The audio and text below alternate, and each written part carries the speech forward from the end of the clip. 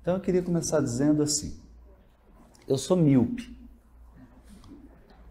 Então se eu tirar esses óculos, eu não enxergo de longe. Por exemplo, eu já não consigo mais enxergar a fisionomia de ninguém aqui, embaça tudo. Porque a miopia é astigmatismo. Então, eu coloco essa lente e aí eu enxergo com nitidez, com precisão. Mas é claro que eu precisei me adaptar a esse instrumento para poder enxergar. O que eu estou querendo dizer? O Espiritismo, ele é uma lente.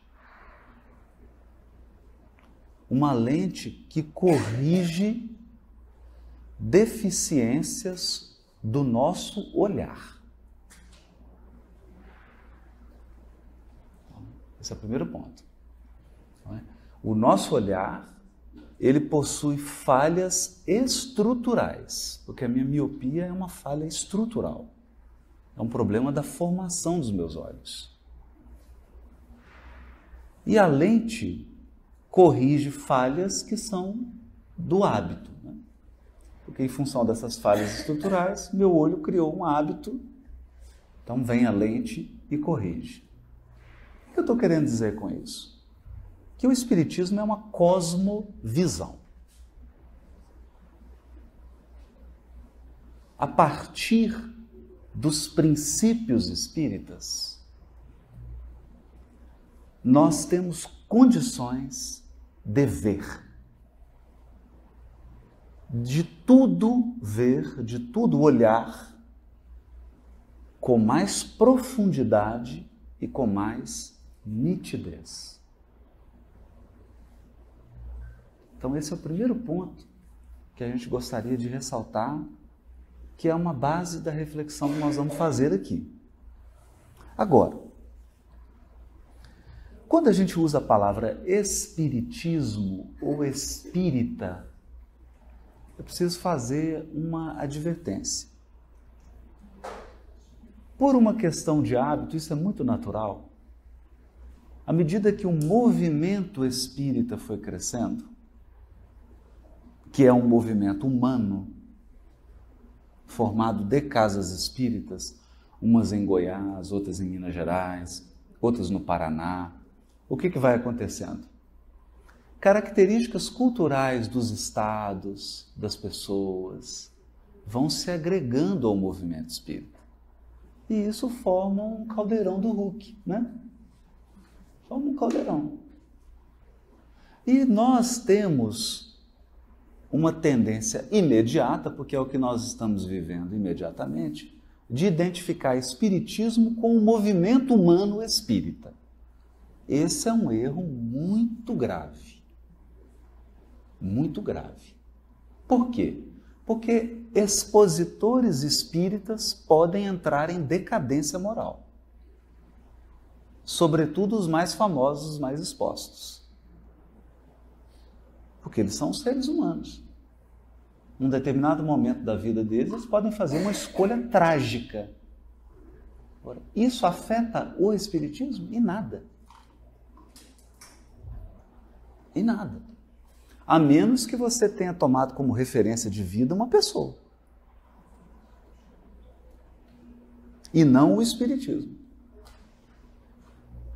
Então, expositores, médiums, trabalhadores, lideranças, são pessoas que estão em uma atividade que é sociológica. Elas estão atuando numa comunidade, estão realizando seus trabalhos, mas são seres humanos. Trazem imperfeições, trazem vícios, trazem viés, complicações de outras vidas, e é natural que no trabalho delas isso venha à tona. Por isso, nós temos que invocar aqui o primeiro mandamento da lei. Amarás a Deus sobre todas as coisas. A Deus. Então, nós não estamos aqui para seguir indivíduos. A nossa fé não pode se basear em pessoas, porque pessoas são falíveis. O objetivo da evolução é comunhão com Deus. Agora, há algumas pessoas cuja experiência podem nos auxiliar nesse processo de ampliar a nossa comunhão com Deus? Claro. Como se eu pretendo fazer um curso superior e tenho que prestar o vestibular ou fazer o Enem, eu vou procurar um professor, porque ele vai me auxiliar. Então também nós não vamos ser ingênuos. Eu não sei nada de física, procuro um professor que tem experiência, ele vai me ajudar. Ele já percorreu o caminho, não é? Mas o professor não é a física.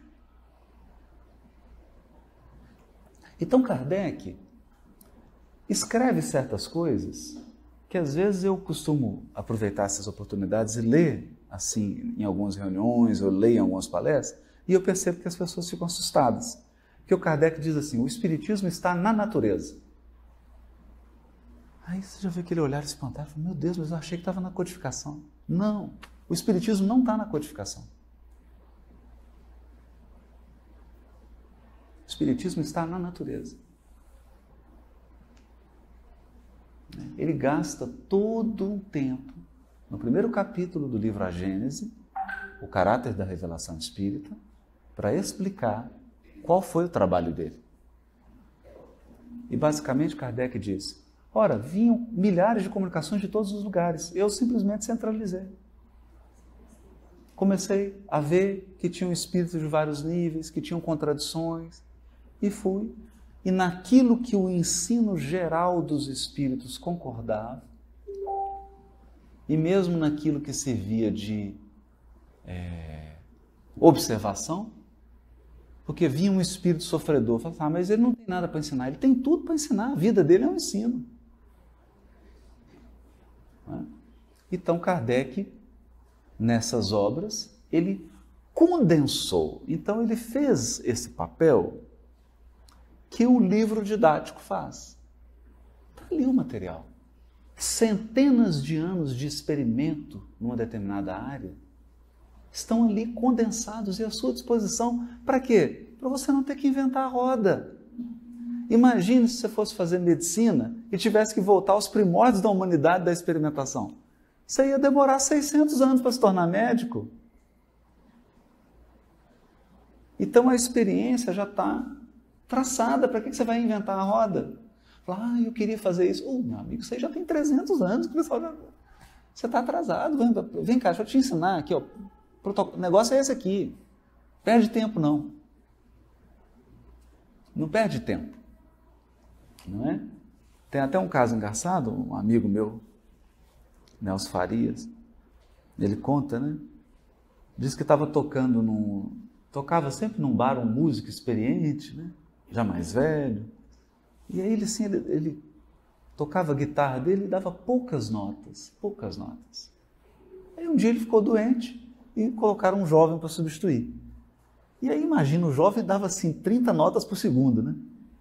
Aquele mundo de notas, e o povo ficou entusiasmado, né? Aquele tanto de nota, aquela animação, né? Né? E aí no dia seguinte, o dono falou assim, olha, você está esse tempo todo me enganando aqui?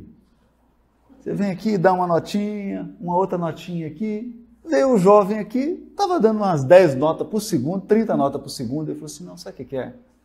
É porque as notas que ele está procurando eu já encontrei.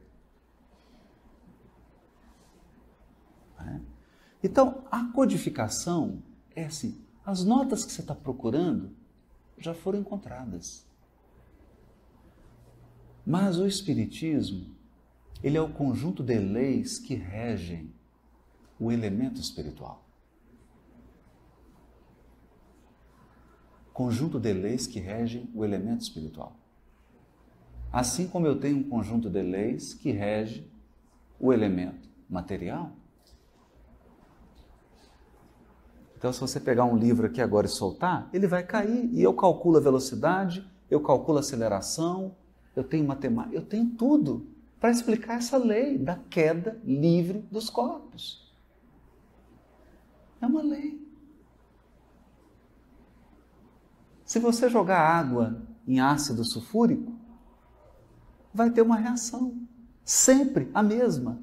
Em qualquer lugar, em qualquer país. Não interessa a sua cor, sua classe social, que língua que você fala, que cultura que você tem, a reação vai ser a mesma.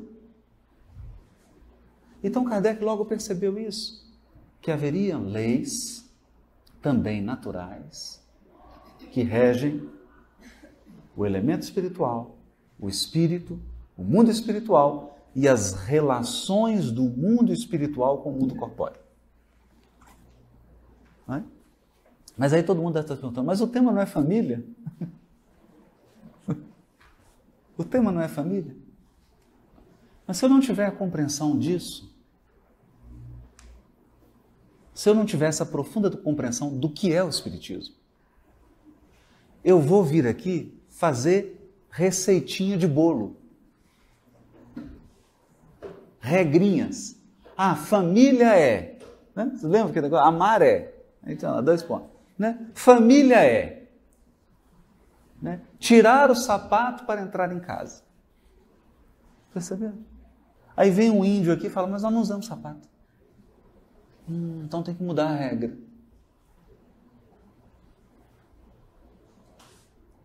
Então, estabelecer regrinhas pode até ser mais confortável, mas não resolve. Por quê? Porque nos isenta de pensar, de sentir e de intuir.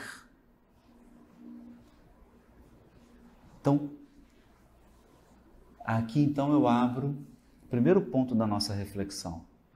O desafio de hoje é ler o mundo de hoje com as leis do mundo espiritual. Esse é o desafio. Olhar para o mundo de hoje, que não é o mundo do século XX, não é o mundo que eu nasci. Não é. Eu nasci em 71. 2018 não é o mundo que eu nasci. O mundo da minha infância era outro. Não era esse.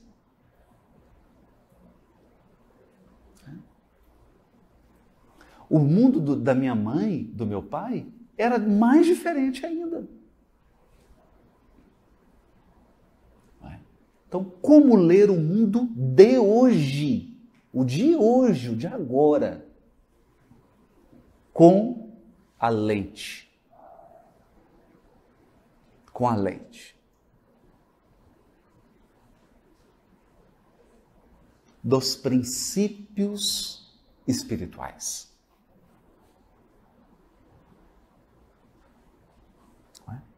Então, eu estou fazendo toda essa introdução aqui porque nós vamos abordar temas aqui que eu vejo que podem ter vários tipos de abordagem. Mas a nossa abordagem aqui é com a ótica das leis espirituais que regem a evolução espiritual dos seres. E quando nós entendemos essas leis, a nossa avaliação, ela é uma avaliação mais profunda. Ela pode ser desconcertante. Desconcertante. Mas ela é mais profunda.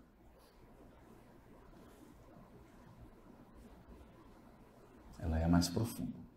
Nós vamos tentar fazer algumas dessas avaliações. Para quê? Para que o nosso momento aqui seja um momento proveitoso. Seja um momento que realmente enriqueça, não pelas coisas que eu vou falar aqui, porque eu também estou no processo de reflexão. Eu acho que é a forma como essa reflexão tem que ser feita. Então vamos lá. Primeiro ponto da nossa reflexão.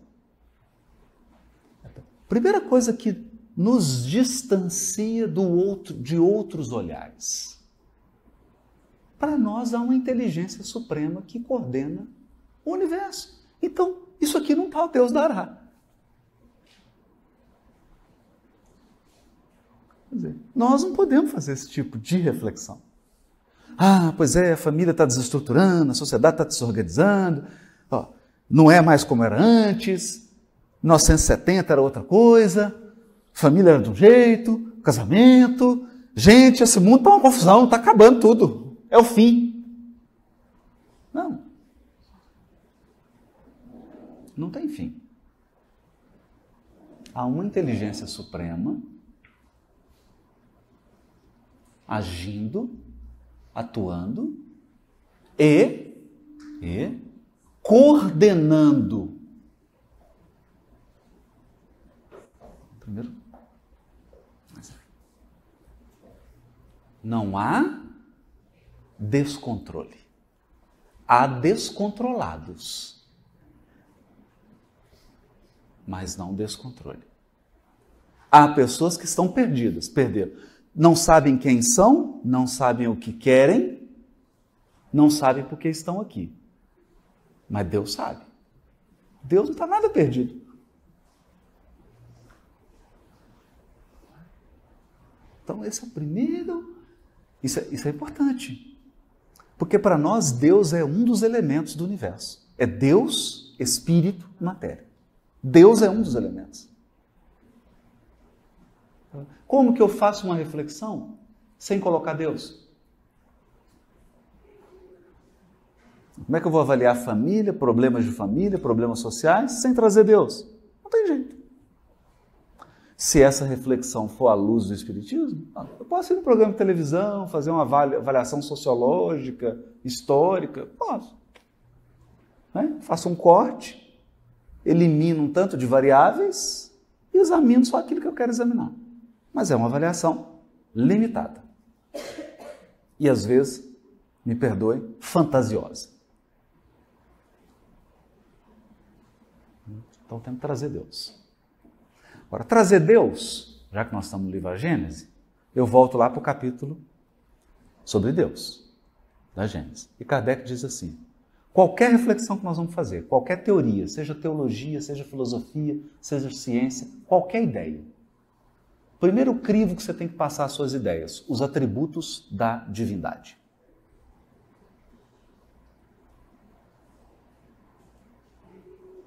Atributos da divindade. Bom, Deus é imaterial, Deus é incorpóreo, soberanamente justo e bom, amor infinito, perfeição absoluta, imutável, inteligência suprema, são os atributos dele. Qualquer ideia que eu tenho que fira um desses atributos, adivinha quem está errado? Eu. Não estou sabendo refletir. Esse é um ponto fundamental. Segundo elemento do universo é o espírito. Está aparecendo bem. Estou conduzindo aqui, vocês vão ver onde eu vou chegar. Bom, nós somos espíritos imortais. Espíritos imortais. O curioso é que no primeiro capítulo do livro A Gênese, quando Kardec vai falar do caráter da revelação espírita, ele retira mais ou menos 4, 5 itens para falar do espírito e da reencarnação. E lá, adivinhe, ele fala de família. Então ele diz assim, a teoria de que a alma é criada com o nascimento é uma teoria que rompe todos os laços do homem com o passado e do homem com o futuro. Ao contrário, a reencarnação torna o ser humano solidário com o passado, solidário com o futuro e torna todas as pessoas solidárias. Por quê? Porque é o seguinte, aí eu vou chamar Emmanuel, a família é o centro essencial dos nossos reflexos. A família é o centro essencial dos nossos reflexos. Eu vou traduzir isso para o português, né? Porque isso é linguagem espiritual, né? Faz uma lista com todo mundo da sua família. Ao lado de cada nome, você põe os principais defeitos e as principais virtudes. Soma tudo. a somatória é 70% do que você é. Inclusive aquilo que você nega que você é.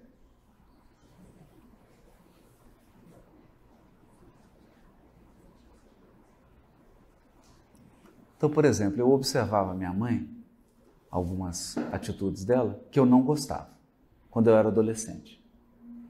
Né? Hoje, com 46, eu percebo que eu sou igualzinho. Idêntico. Idêntico. Então, a primeira reflexão aqui a ser feita é: como espíritos imortais, nós estamos há dezenas e dezenas e dezenas de reencarnações vindo juntos. Ou seja, nós já estamos meio acostumados um com o outro. Agora deu uma...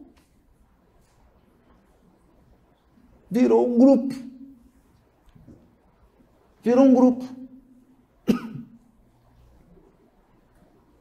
Porque a sua vida atual é solidária com as suas vidas. Gente, essa é uma lei. A solidariedade das existências. Eu estou vivendo hoje na minha vida uma situação que está ligada a uma encarnação que eu tive em Roma.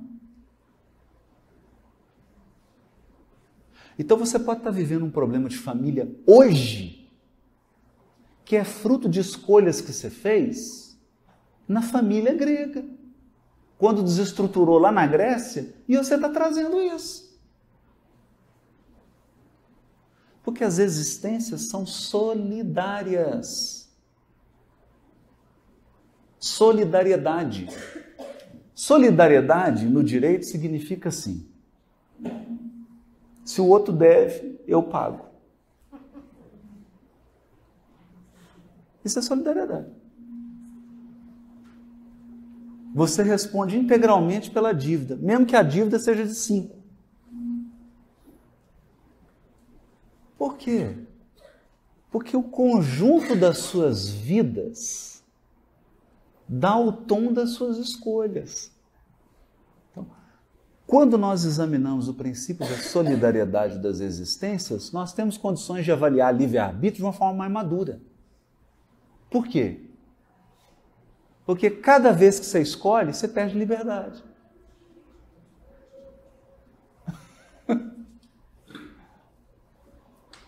Tem uma mesa aqui, um self-service. Nossa, meu Deus, 30 tipos de verdura, 20 tipos de legumes, 10 tipos de proteína. É liberdade num grau enorme, não é? Aí você faz seu prato. Perdeu a liberdade, limitou. Cada vez que você escolhe, você limita. Porque escolher é abrir mão. Como as existências são solidárias, se eu vou fazendo escolhas, eu vou me limitando.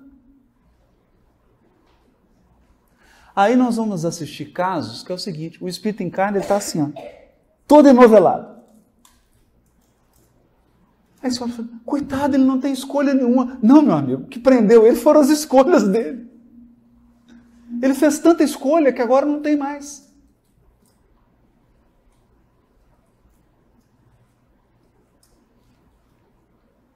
Então, é um princípio.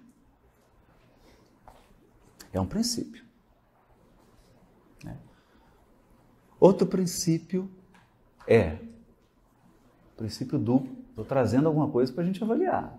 Depois vocês vão ver onde que eu vou chegar.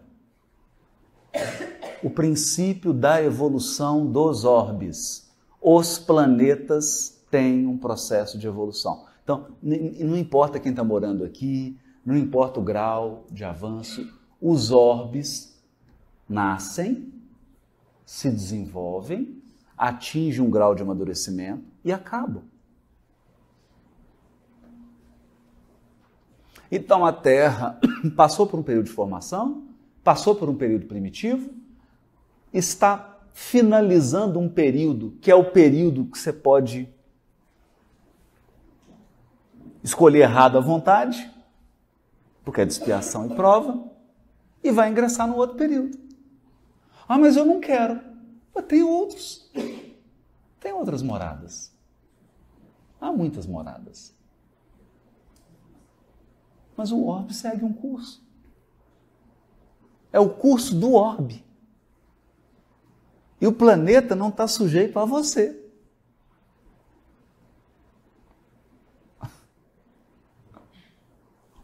Não é?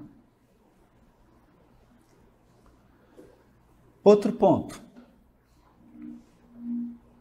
Nós caminhamos no processo evolutivo. Esse ponto aqui, gente, é importantíssimo. Importantíssimo. Isso está na codificação, precisa meditar sobre isso e está na obra subsidiária. Nós caminhamos no processo evolutivo para perder a forma.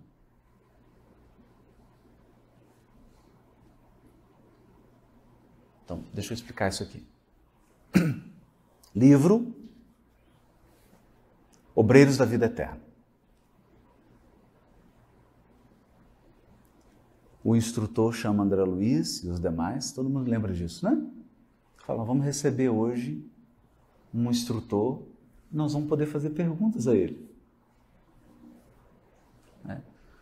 Só que tem um detalhe, gente. Esse instrutor está numa esfera espiritual em que ele não tem mais forma. Então ele não tem bracinho, não tem perninha, não tem orelha, não tem nariz, não tem boca.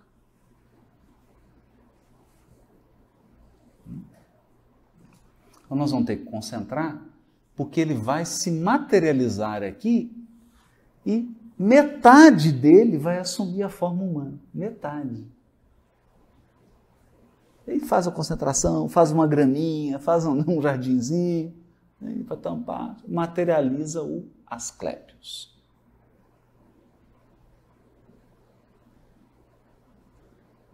Materializa o Asclépios. Aí o Asclépio materializa com um pergaminho. Achei isso interessante. Aí fazia uma pergunta e ele lia um versículo do Evangelho.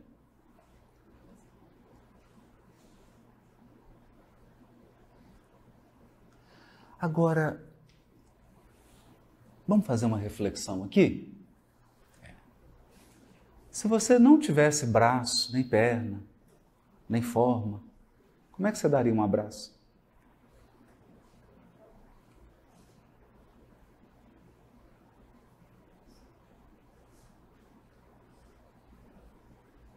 Um beijo. Você não tem boca? Hã?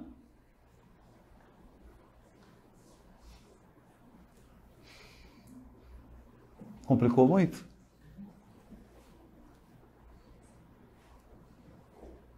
Percebe? Por isso Kardec pergunta, os espíritos têm sexo? Eles olham para a pergunta e falam, não como entender. Por quê? Nós entendemos sexo como marca morfológica.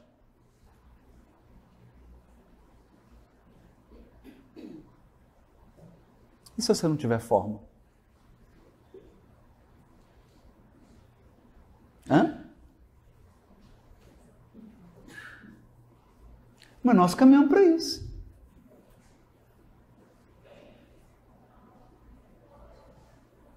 E a sociedade hoje está trazendo desafios que nós vamos ter que pensar como espírito que não tem forma.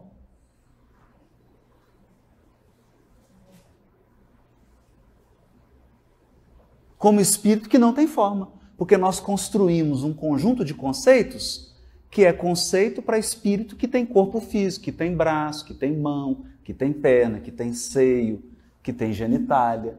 E se você não tiver?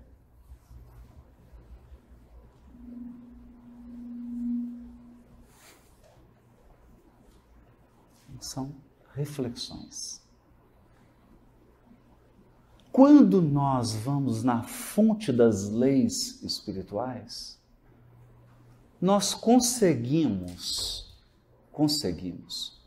avaliar situações não com os nossos preconceitos de época, mas à luz das leis espirituais. das leis espirituais. Então, é agora que a gente quer, então, avaliar a família à luz desses conceitos. Desses conceitos. Porque tanta coisa está acontecendo, tanta mudança está ocorrendo, e a gente precisa se perguntar: existem leis espirituais que regem a família? Existem. Existem. Primeira delas, lei de cooperação. A família é um espaço privilegiado de cooperação.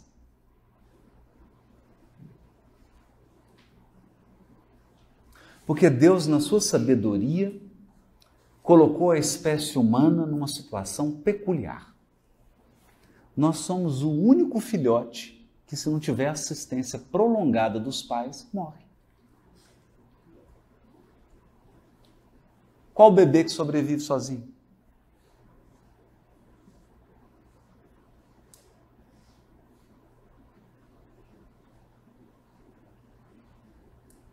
Então a família é o espaço privilegiado da lei de cooperação. Para que eu me constitua biologicamente, socialmente, cognitivamente, espiritualmente, eu dependo de quem veio antes.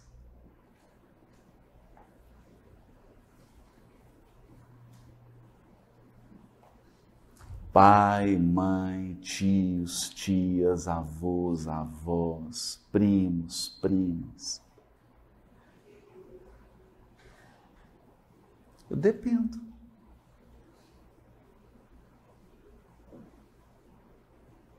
Não é? Então, a família é esse núcleo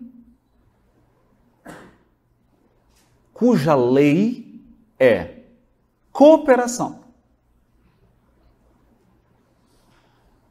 Agora, a lei de cooperação, ela apresenta desafios, porque uma hora eu estou recebendo, uma outra hora tem que dar. Uma hora um outro tem que parar o que está fazendo para me ajudar, mas tem uma hora que eu vou ter que parar o que eu estou fazendo para ajudar o outro.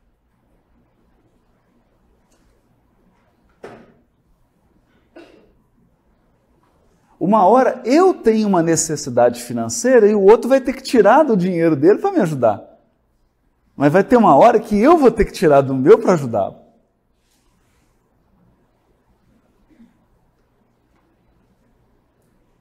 Lei de cooperação. E aqui começa um problema. Um grande problema. Porque depois da revolução tecnológica e do materialismo, revolução tecnológica e materialismo, a sociedade ela foi construída. A sociedade que nós vivemos hoje, ela é uma sociedade construída para indivíduos.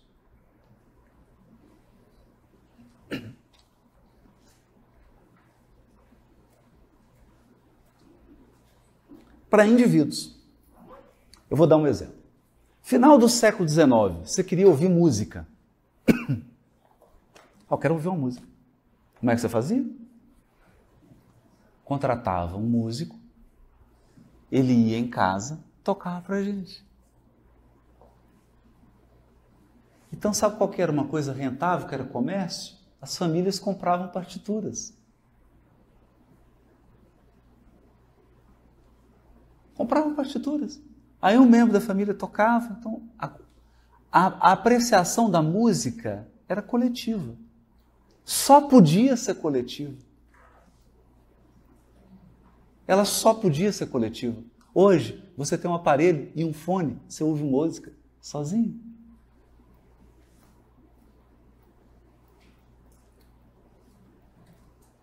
Eu vinha para Goiânia, passando pelo anel rodoviário, um engarrafamento de 5 quilômetros. E eu comecei a contar. Raramente havia um carro com mais de uma pessoa.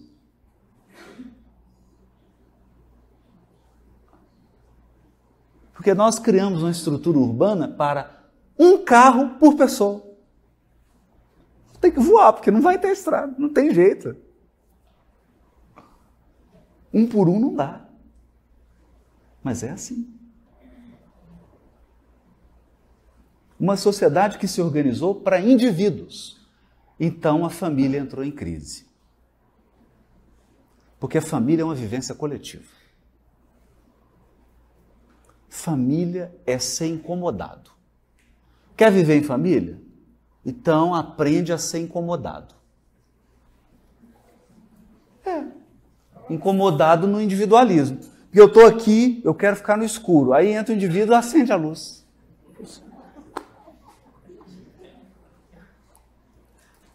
Aí eu acendo a luz. Aí vem o outro e fala, mas eu preciso apagar.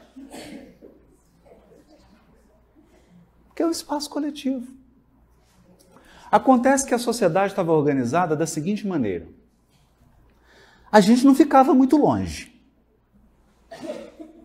Não ficava muito longe. Então você casava, a esposa tinha filho, aí estava aqui a avó, a bisavó, a tataravó, a mãe, a tia, a sobrinha, todas que já tinham parido, estavam ali. Então ela tinha um neném e mais 20 assessoras. Não, é assim, o umbigo é assim, troca a fralda. Hoje, o que acontece? A mãe está no outro estado, está no outro lugar. A mulher tem um filho, ela olha para lá, está sozinha. Está sozinha. Ela entra em pânico. Ela entra em pânico. Porque nós desaprendemos a viver o coletivo. Então nós temos coisa, por exemplo, vamos pegar os países de primeiro mundo, né? Que são avançados, né? Portugal, 70% de divórcio. Em cada 100 casamentos, 70 divorciam.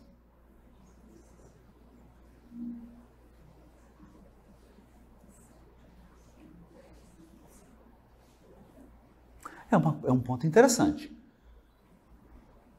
Porque o alicerce da família é a relação conjugal. Uma reflexão interessante.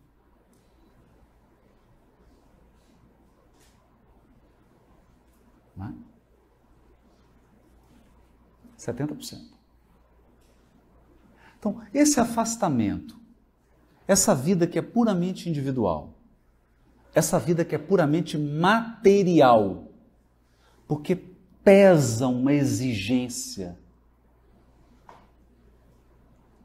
Ser jovem hoje é difícil, porque tem sempre um olhar dizendo assim, que hora que você vai ganhar dinheiro e ficar rico? Não é? Que hora que você vai escolher uma profissão que ganha muito? Porque profissão que ganha pouco, pelo amor de Deus, né? Esse negócio de dom, de fazer o que eu gosto, não, tem que ganhar dinheiro. Porque é a sociedade do ganhar dinheiro. Porque e tem que ganhar mesmo, porque é uma sociedade individualista. Antes os bens eram compartilhados. Não eram? Então você, por exemplo, eu lembro, eu tinha pobre, mas redesci, mas a tia Maria tinha uma fazenda. Uma fazendinha plantava café. Então todas as minhas férias eu ia fazendo tia Maria. Aí tinha 30 tipos de doce, café o tempo todo, aqueles pão de queijo, aquela... Uma beleza. Eu era rico, não sabia. E a tia Maria plantava café, ué. Era pequenininho, mas tinha. Tinha tudo. Tia Maria só comprava óleo e sal. O resto tinha tudo. Ela falava, tia Maria, quer comer couve? Ô, Dito, pega a couve lá. E aquela horta maravilhosa. Colhia a couve. A mandioca, ele ia lá e pegava a mandioca. E a família toda. A tia Maria, nossa, colheu tanta mandioca. Meu Deus, tivemos que colher as mandioca aqui. Deu 30 sacos de mandioca, distribuiu para a família inteira. A família era rica. Hoje, se você quiser uma mandioquinha, amigo, tem que pagar. Vai lá, todo mundo tem que ter dinheiro para si, porque é uma vida individual. Então você tem que ter mais, porque é uma vida egoísta e individual.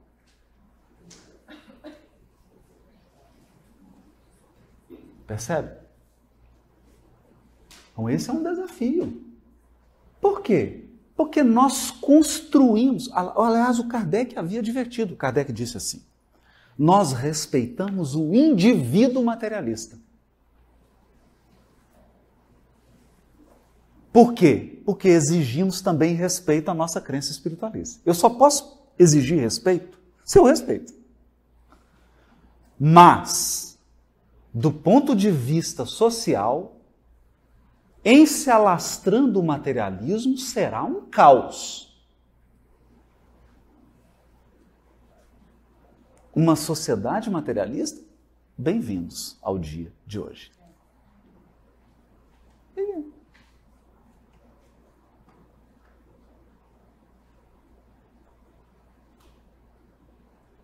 É isso.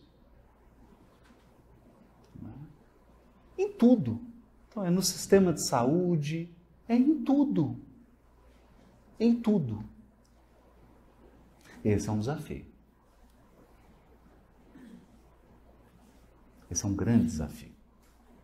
Não é?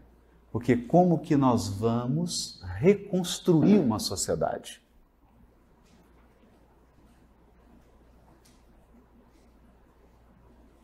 Reconstruir uma sociedade. Com esse paradigma, não tem jeito. Né? E aí nós pensamos assim, mas virá uma nova geração. Gente, vamos entender uma coisa. Se não tiver solidariedade da geração atual com a nova, nós vamos matá-la. Porque eles vão vir tudo bebezinho. Se não cuidar.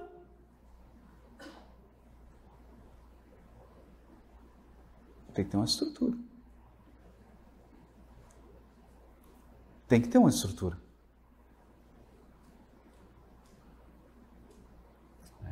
E aí nós começamos a caminhar para temas que são mais difíceis. Então, por exemplo, eu tenho amigos queridos, né?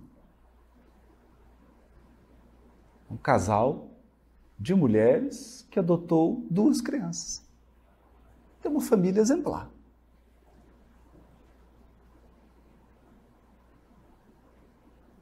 Para mim é uma família exemplar. Que as 2 estão lá, monogâmicas, fiéis, há muitos anos casadas, as crianças vão bem, obrigado, estão muito bem educadas, vão na evangelização, e eu conheço uma série de casais aí. É uma tragédia.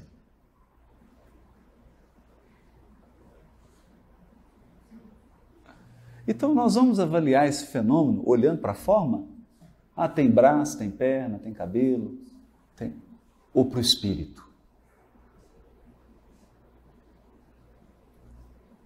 Para o ser espiritual.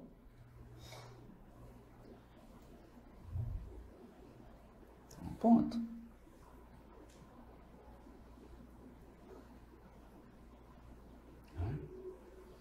É uma reflexão a ser feita. Então, a gente percebe que vivemos num mundo em crise, porque é um mundo que fez uma escolha equivocada. É simples, gente. Revolução industrial. Começamos a produzir muito produtos, urbanizamos, produzimos produtos em série, a tecnologia veio, graças a Deus, não é? Graças a Deus. Internet, tudo que temos. Mas criamos, a par disso, uma sociedade que é materialista e individualista. A grande questão que eu acho hoje é ser espírita e ter hábitos que não são materialistas nem individualistas. Eu acho que esse é o grande desafio. Esse é o grande desafio, porque o que nós mais encontramos hoje são espíritas que vivem como materialistas e individualistas. Porque na prática social, na prática do dia a dia, vivem como materialistas. Eu não sou materialista, mas como é que você vive? Eu vivo como materialista.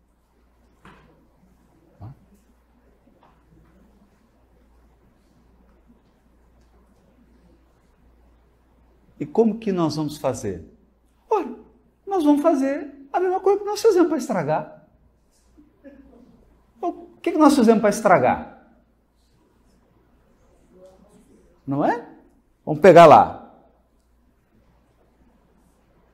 Era vitoriana, Revolução Industrial, começamos a acabar com tudo, agora nós vamos ter que construir.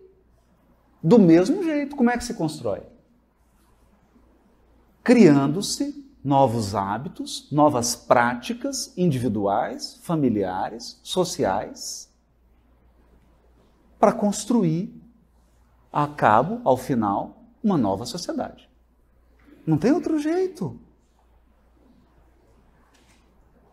Não tem outro jeito.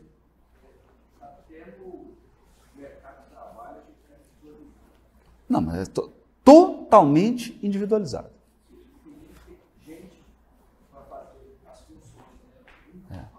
Isso.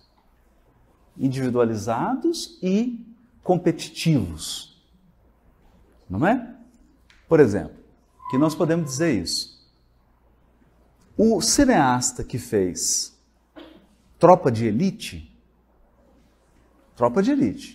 Capitão Nascimento, é o indivíduo mais chamado para ensinar os funcionários da empresa a serem produtivos. Eu transformei a empresa. Esse é um ponto que eu sempre que tenho oportunidade falo. Sempre que eu estou com um empresário, eu falo: vocês estão transformando a empresa num lugar de guerra. Daqui a pouco você vai ser assassinado. Porque a lógica da guerra é qual? Extermínio. A lógica da guerra é extermínio. E todo o processo de evolução, os cientistas já estão revendo. Não foi por competição. O processo evolutivo é por cooperação. Micro-organismos não conseguiam desenvolver. O que eles fizeram? Se uniram. A mitocôndria, por exemplo, no interior da célula. A mitocôndria era um outro ser que se uniu, entrou para dentro de um outro e começaram a colaborar a família. A célula é uma família. E a gente acha bonito isso. Nossa, bonito. Presa, competitiva. Entende? Então, esse olhar profundo, não é? E hoje tem surgido na psicoterapia, na própria psicologia, com a constelação familiar, são buscas por um lado espiritual e pelas leis que regem a família. Mas basicamente é o seguinte: família é um local em que você se sente amado. Família é um local em que você incomoda e é incomodado. Isso é que é o bom da família. É incomodar e ser incomodado. Onde você coopera, onde você reparte.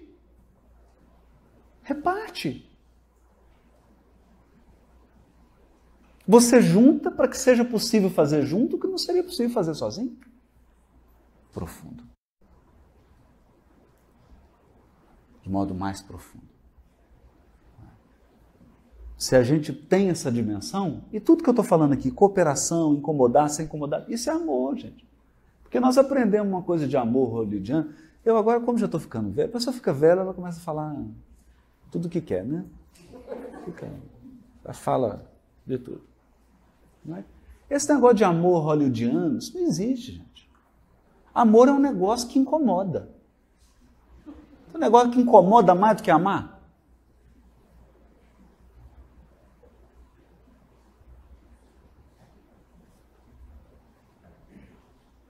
Porque amar é dividir. É bom dividir. Dividir. Você põe aquele pedaço da torta, aí vem o outro e tu, opa, é meu esse, ué. Não, é nosso. Não é? É nosso. Aí você chega no banheiro, tá lá, cabra. Ué, cadê o papel? Ah, não é possível. Fulano veio aqui, usou, não pôs o papel novo. Então, amar é incomodar e ser incomodado. Amar é abrir mão. Você podia ter tudo, agora você não tem tudo. Você só tem parte. Você podia estar em silêncio, em paz, mas não, tem que conversar.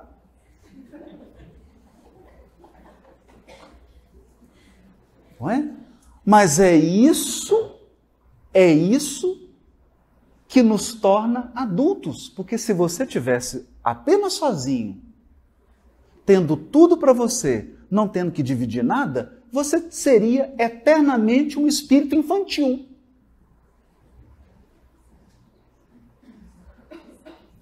Infantil.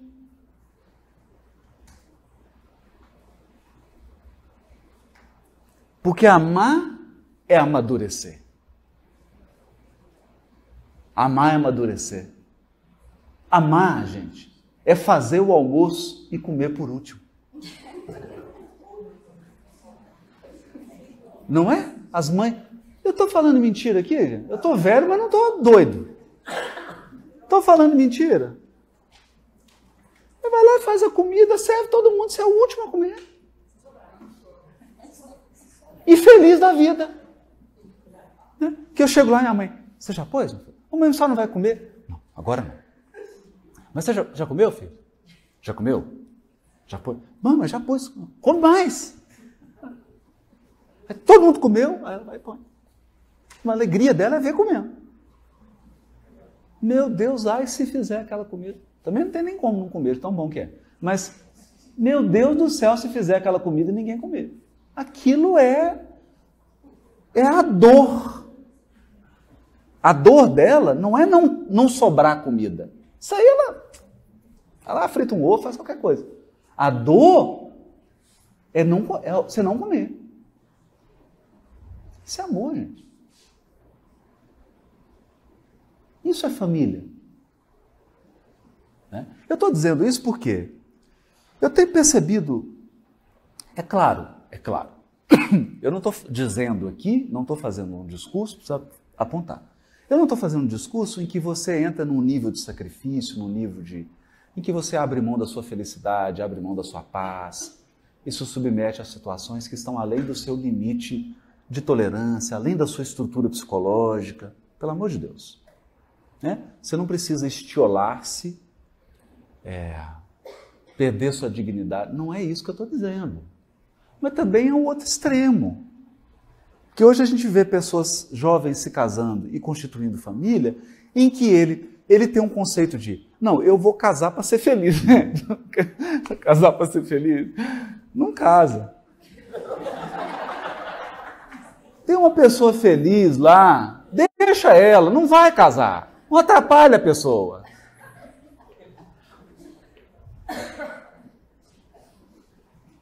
Não vai constituir família. Ah, constituir família para ser feliz.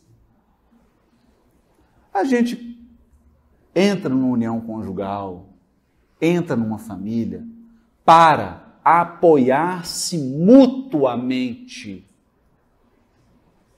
Esse é um projeto espiritual de vida.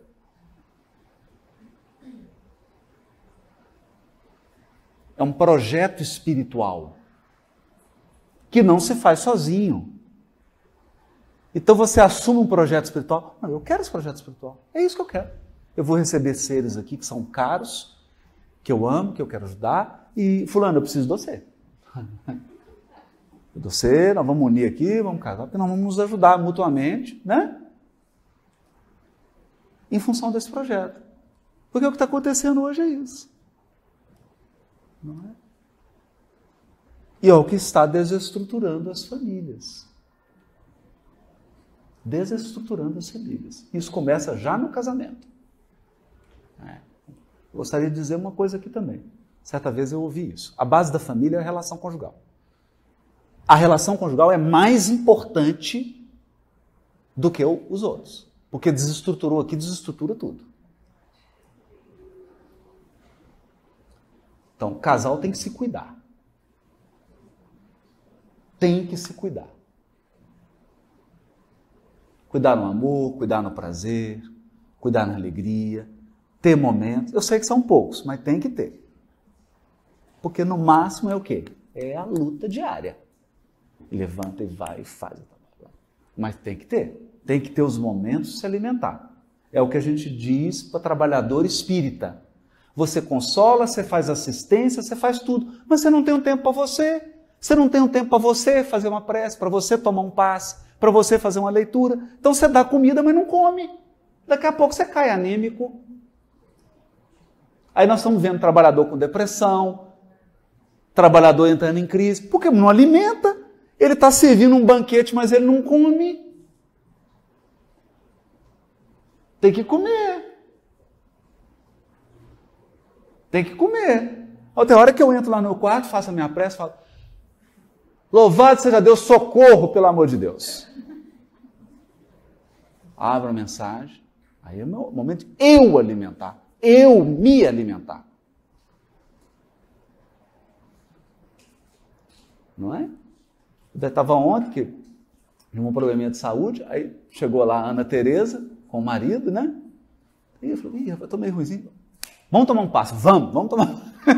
Eu subi no quarto, deitei, me deram um passe. Temos que comer. No casamento também. Tem que ter um momento de se alimentar. Porque é dessa harmonia, é dessa integração do casal que a família vai se alimentar. Que ela vai se nutrir.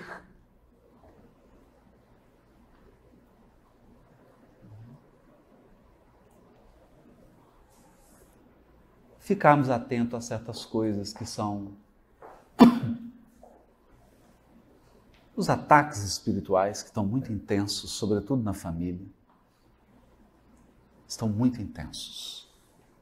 Muito intensos. E a gente não pode desconsiderar isso. Então o lar é um lugar... Olha, para mim o lugar mais sagrado, o maior templo é o lar. A gente precisa cuidar mais do lar. E às vezes a gente tem, principalmente nós brasileiros, nós temos uma cultura que é o seguinte, cheguei em casa, agora eu posso fazer todas as porcarias. Posso xingar, posso gritar, posso ficar mal-humorado, posso jogar tudo, posso deixar tudo... Não, gente.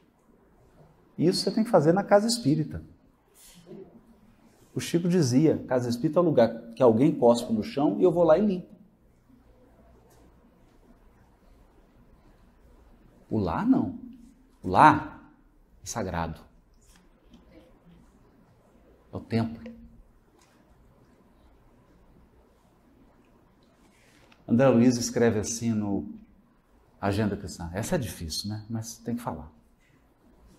Trate os seus familiares como se fossem visitas.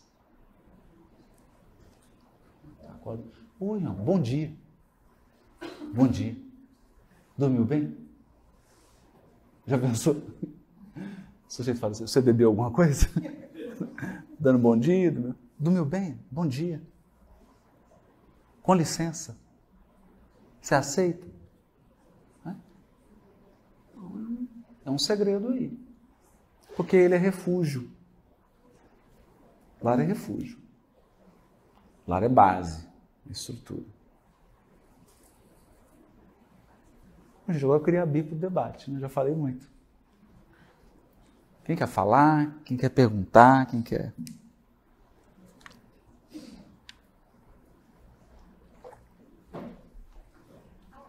Ô filha, nossa, não conta o segredo não, pelo amor de Deus.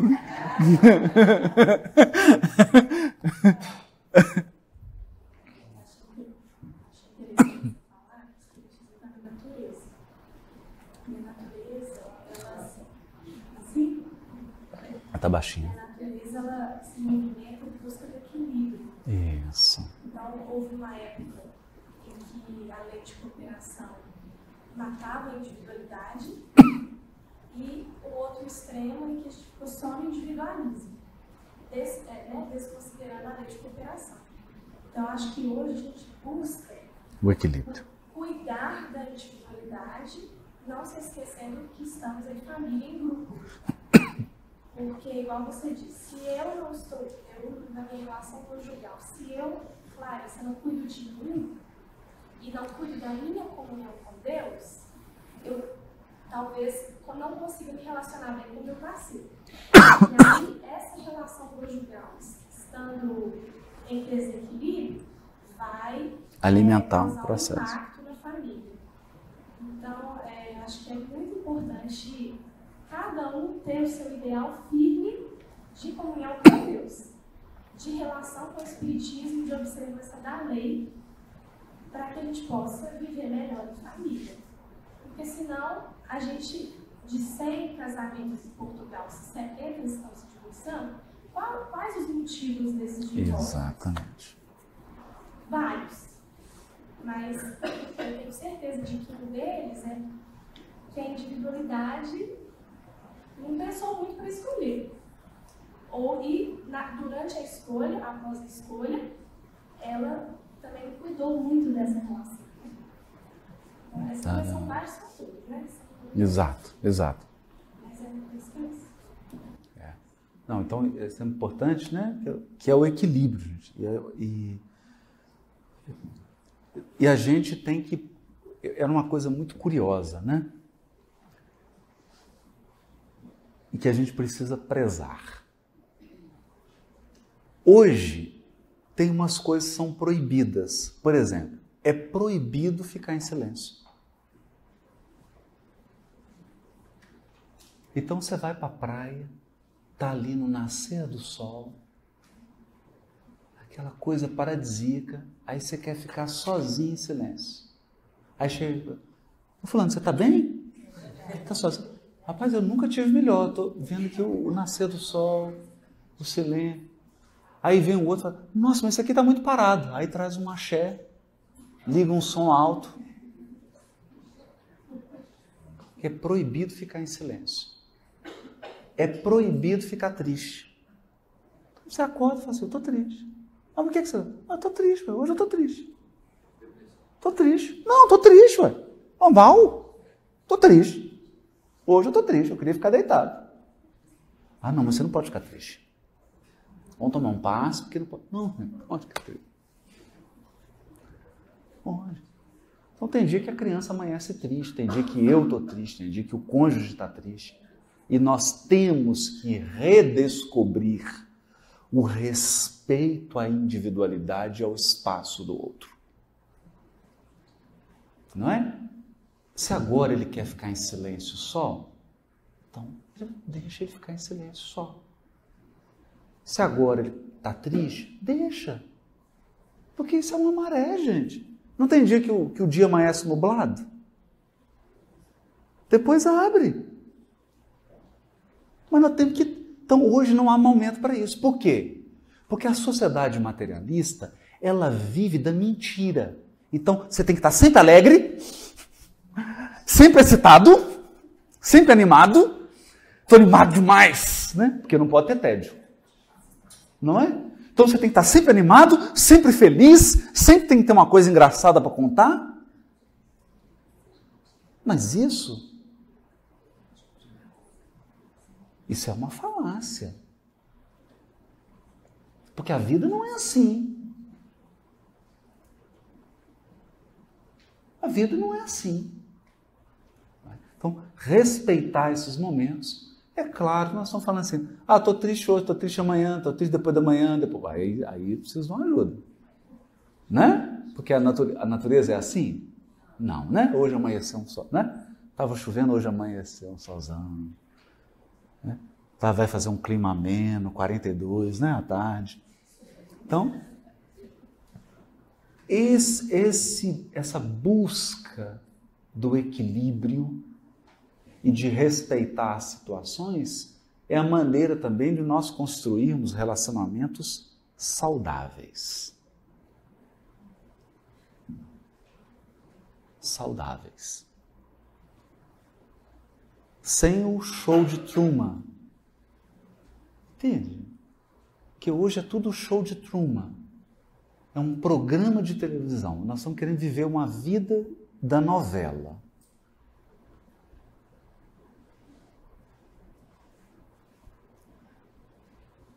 E não é por aí. Então, muito bem lembrado esse ponto.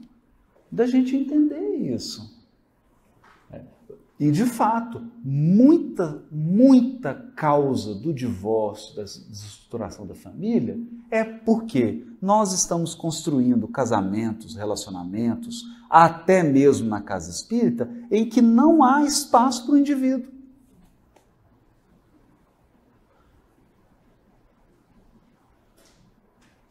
Não há espaço. Então você tem que conservar, tem que ter o seu espaço. O outro tem que ter o espaço. Tem que ter o acordo, né? O bom e velho acordo. Em que as pessoas se integram, se unem, mas mantendo o equilíbrio. Quem quer falar mais? Alô? Oi. Vou fazer uma pergunta sobre os jovens. Opa, vamos lá. E nós, como pais de jovens, temos muitos desafios com essa conciliar, né, a lei de cooperação, os ensinamentos da doutrina, diante do que o mundo oferece aos nossos jovens. Por exemplo, as canções são músicas depressivas ou só falam sobre vida sexual, são muito extremas, não existe um meio termo, a não ser os meios religiosos, né? E alguns jovens têm posturas muito depressivas, que é uma média que a gente vive hoje na nossa sociedade. E alguns, quando a gente vê na televisão, posturas, Deus errou comigo, foi tudo errado, minha vida não devia ser assim. Esse desafio que você colocou no início, né, do amor, da lei de cooperação, para nós, como pais, é um desafio muito grande conseguir trazer o jovem, despertar também. Eu, como mãe, às vezes até me sinto frustrada, também tenho a mesma idade que você, nasci na espírita, tive uma outra formação, mas o que eu ofereço às minhas filhas hoje, tendo uma adolescente de 13 e 16, é muito além daquilo que eu ainda consigo ir. Então eu vejo e busco na doutrina esse apoio. Né? Como que você pode nos orientar a conseguir integrar os jovens que estão nesse meio doido de hoje? Né? Porque na nossa época tinha os punk, a gente ficava assustado. Hoje, quando a gente tinha para eles, né? Droga também, a gente assustava para eles, isso é pouca coisa. São loucuras, são mutilações, são desafios totalmente diferentes. Isso é um desafio mesmo. Tanto que, por exemplo, eu tenho a filha que é a Clarissa, é uma coisa, tem o João Gabriel que está com 11, é outra história. Eu acho que isso é um desafio mesmo, mas é uma conjuntura. É uma conjuntura no seguinte ponto. Os espíritos que estão hoje aí, nessa faixa de juventude, são os que construíram essa sociedade materialista. Então, espiritualmente, são espíritos que estão vivendo uma derrocada. Eles construíram algo, estão vindo aqui reencarnando para ver a falência do que construíram. Nós temos que ter essa sensibilidade. Temos que ter essa sensibilidade de entender esse processo. Porque esse é um processo pedagógico espiritual divino. Assistir à derrocada do que você fez de errado é pedagógico. Não é? Então, Deus, até a hora que o João fala, que Deus, eu falo, opa, vamos assumir aí a responsabilidade, não é? Então ontem ele disse assim, mas tem negócio do jovem lá, não vou porque é sem graça. Eu falei assim, a escolha é sua. Tornar um lugar agradável, uma experiência agradável ou não, é escolha sua. É você que está escolhendo. E eu vou acompanhar. Eu vou acompanhar a sua escolha. Fica reflexivo. Né? Porque hoje, a humanidade... Como é que a questão é complexa? Porque nós estamos vivendo um processo... Os espíritos que estão encarnando aqui, já está um espírito escolado, porque a humanidade já está. Entende? Às vezes a pessoa fala assim, porque antigamente, 1250, mas 1250 a humanidade estava num nível espiritual, hoje está outro. Então, a turma que está chegando aqui já é espírito velho. Velho, inclusive, no erro. E revoltado. Velho e revoltado. Não é? E aí, eu tenho uma coisa que é, assim, a gente precisa dizer. Nós criamos estruturas religiosas que são moralistas.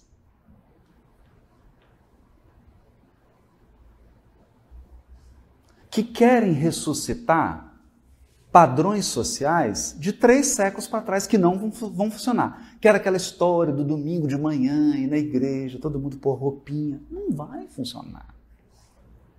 Os espíritos que estão nascendo não vão mais entrar nesse padrão. Eles não vão. Então eu fico angustiado, porque nós estamos construindo evangelização. Aqui não, porque estamos... É uma mudança maravilhosa aí, né? Viram o programa do jovem? Então, o lanche lá, você quer falar, você quer descansar, tem um lugar lá para você deitar? Já está começando a ficar legal. Não quero ficar. Ele escolhe, não quero participar disso, e tal hora? Tal hora eu quero deitar ali que eu não quero fazer nada. Então, tem esse espaço. O lanche. Então, por quê? Porque os sistemas que as mocidades hoje estão sendo, pelo menos aquela padrão da mocidade e da evangelização, é um negócio que não atrai. Não atrai. Não atrai. Não é? Não atrai por quê? Você pode, as meninas, né, que você citou aí, o que elas assistem hoje no YouTube, a mocidade vai ter que evoluir 70 anos para falar a linguagem dela. Entende? Porque ela está vendo no YouTube um negócio nesse nível. Aí chega aqui o pessoal está... Aquela linguagem de Idade Média. Vamos orar. Aí fala, esse povo aqui... Esse povo... Começa todo mundo mocidade.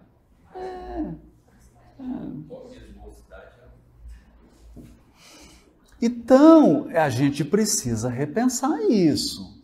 E repensar isso significa...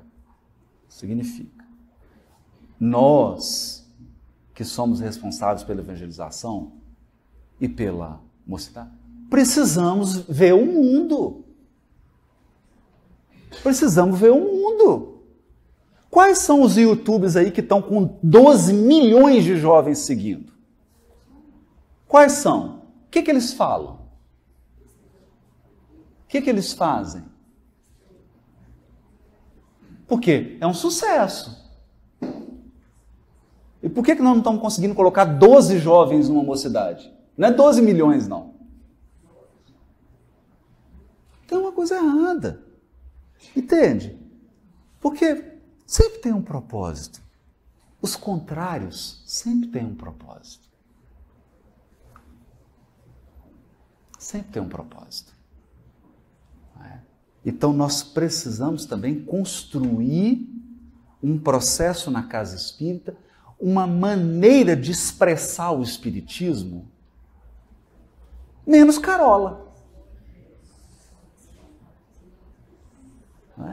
E mais vida. Mais pé no chão. Mais pé no chão. Não é? Então, ontem eu tive a DR lá com o João, né? Aí eu cheguei, eu estava vendo, eu falei, tá bom, então... Aí conversei com ele, mas no nível. Falei, então tá, você está vendo essa bobajada aí? Eu estou vendo, já tem 1h30. Aí fica fazendo isso, fica fazendo aquilo, você gastando o seu tempo. Aí quando é para uma coisa séria, que é útil, você não quer. Então, você não acha que você também está viciado em entretenimento? Porque esse é um problema também da nossa sociedade. Mas é o problema da sociedade materialista. Nós vivemos hoje a sociedade do entretenimento. Tudo tem que ser raso e imbecil para eu poder estar sempre rindo.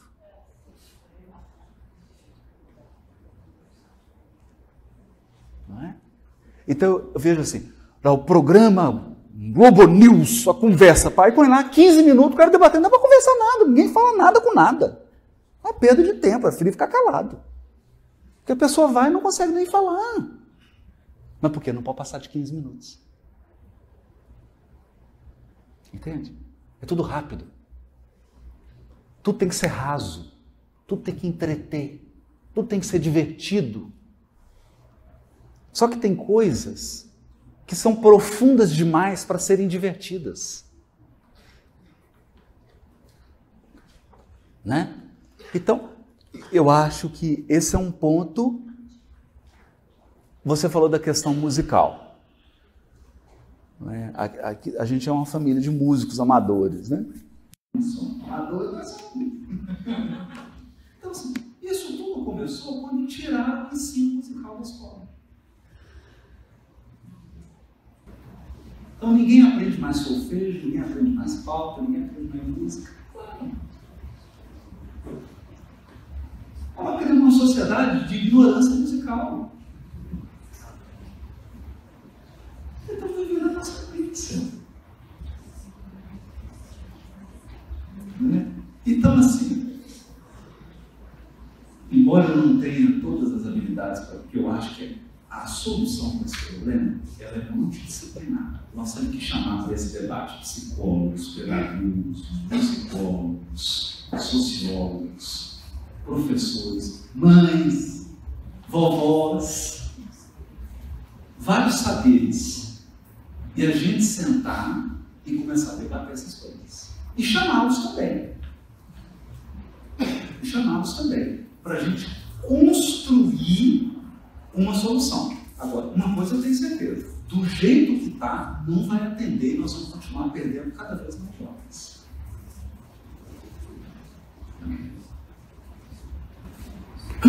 E colocar só uma preocupação que a gente começou a ter no Espiritismo. Os jovens hoje são muito cobrados. Né? Então, só que eles são cobrados, e assim, a gente vê que essas alienações do jogo, do entretenimento, né? Ela é mais ligada a essa fuga, a cobrança. Só que o efeito negativo disso aqui, o suicídio pessoal vai ser na cabeça. E assim, como que a gente cumpre isso?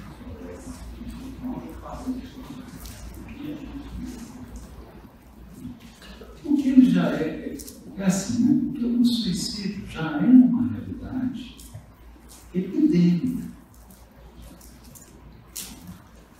E vamos dizer claramente, o suicídio e a loucura, o suicídio, todos os distúrbios psicológicos são o efeito colateral da sociedade materialista.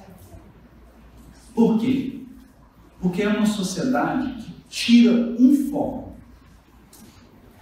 Ninguém é educado a responder uma pergunta: quem sou eu? Quem sou eu? Qual o propósito da minha vida?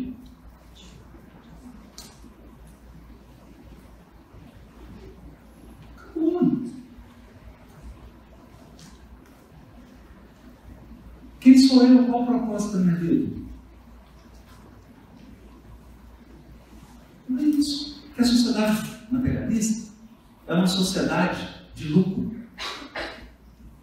Tem que produzir, tem que render. Esse é o discurso. Como você não é produtivo, você não rende. Então você sai da fase produtiva do governo, descarta.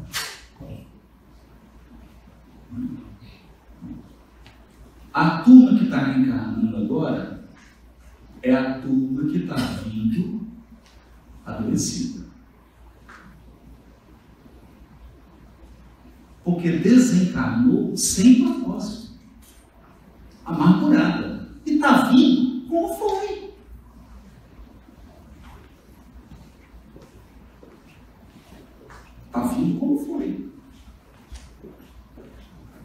Então, eu acredito que nós precisamos construir, eu não sei como, gente, nós somos uma comunidade,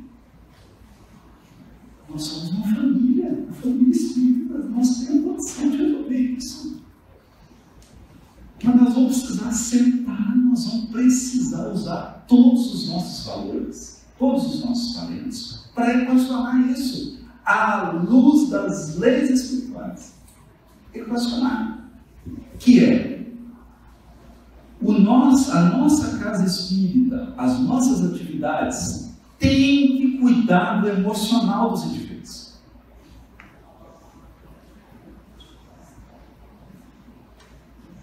Tem que cuidar.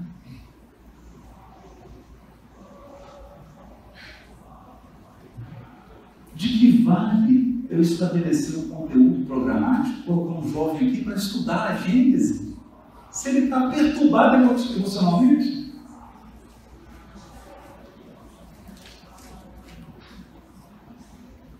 Nós vamos ter que voltar, porque no fundo sabe o que é isso?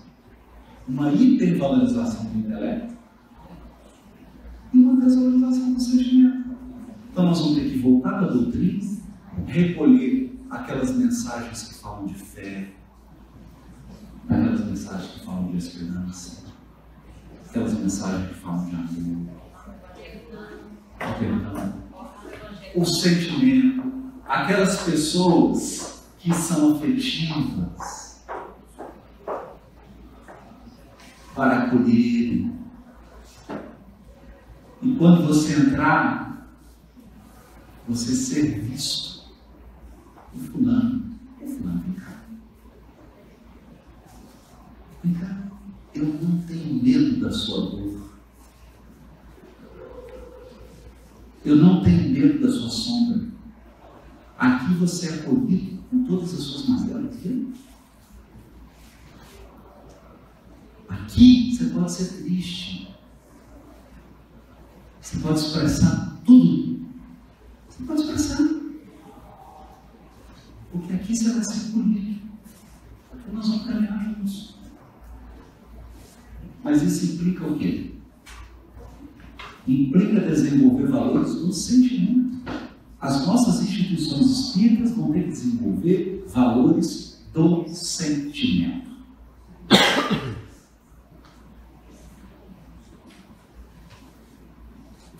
Por quê? Porque o espiritismo é exageradamente intelectualizado. Espírita tem resposta para tudo, até o que ele não sabe. Ele explica tudo, até o que ele não conhece. Mas nós estamos abandonando, nós estamos perdendo uma característica que é extraordinária, que são os laços afetivos. As construções de relações, construção de sentimento. A gente perde isso, vai para a morte. Né? Porque aí eu vou lá na casa espírita para pegar o conteúdo. Eu não vou lá porque eu tenho irmãos, porque eu tenho amigos, porque eu tenho corações que são do ideal. Né? Então, por exemplo, hoje nós temos tido um esforço dos expositores, Alberto Almeida, Rossana, eu, Eulália, Elahá, o próprio Divaldo, né, que sempre fez isso. A gente está tentando criar uma parte que é assim, vamos fazer palestra, mas nós vamos ter um momento para a gente encontrar. Para a gente cuidar um do outro. Para a gente se sentir família. Para a gente se amparar. Então o Divaldo ficou sabendo que eu fiquei nos e-mails da Gasto. Deixa um recado. Fala para o que eu quero falar com ele. Entende? Porque ali você se sente pertencendo. E aí eu encerro, voltando aí. Será que nós estamos construindo um movimento espírita que o jovem se sente pertencendo?